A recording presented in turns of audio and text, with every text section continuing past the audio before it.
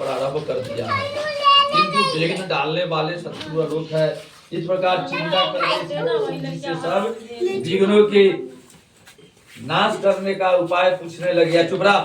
द्रौपदी ने कहा कि हे सर्व जगत के नाथ, आप मुझे ऐसा व्रत बताने की कृपा करें जिसके करने से सभी विघ्न नाश हो जाए।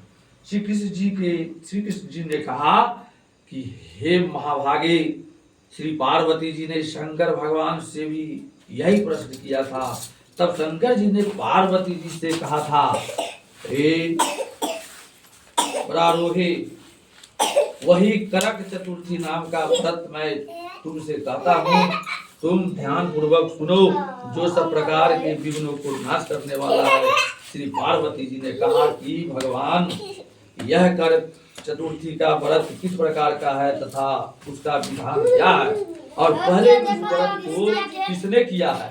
झाड़ू ले ले। जो अनेक प्रकार के रत्नों से शोभायमान चांदी और सोने के भावों से भरे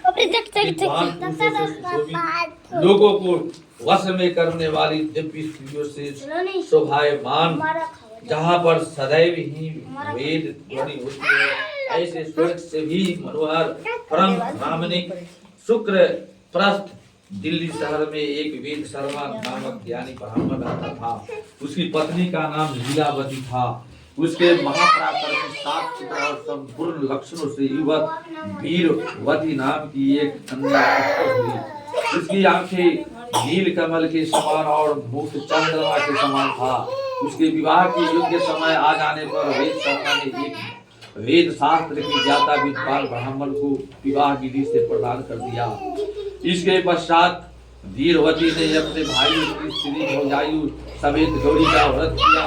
फिर कार्तिक से पक्ष चतुर्थी के दिन व्रतोपवास कर सायंकाल में स्नान कर सबों ने भक्ति भाव से वट वृक्ष का चित्र बनाकर उसके नीचे शंकर जी, गणेश जी और स्वामी कार्तिकेय के साथ पार्वती जी का चित्र बनाया और ऊ नमः शिवाय इस मंत्र से धूप दीप गंध पुष्प और अक्षतादि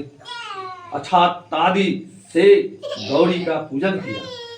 फिर शंकर जी, गणेश जी तथा हरानंद का अलग अलग पूजन करती हुई पकवान अक्षत तथा दीपक से युवक और गेहूं किसान और गुड़ के बने हुए पकवान तथा और भी अनेक प्रकार के फलादि भोज्य पदार्थों का अर्पण करके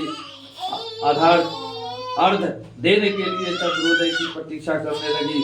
इसी बीच में वह वीरवती वाला भूख प्यास की पीड़ा से मूर्छित होकर पृथ्वी पर गिर पड़ी। तब उसके भाई बांध और रुदन करने लगे। फिर वीरवती का गुड़ धोकर पंखे से हवा करके उसको ढाढ़स बंधाने लगे कि अब चंद्रमा उदय होने वाला ही है।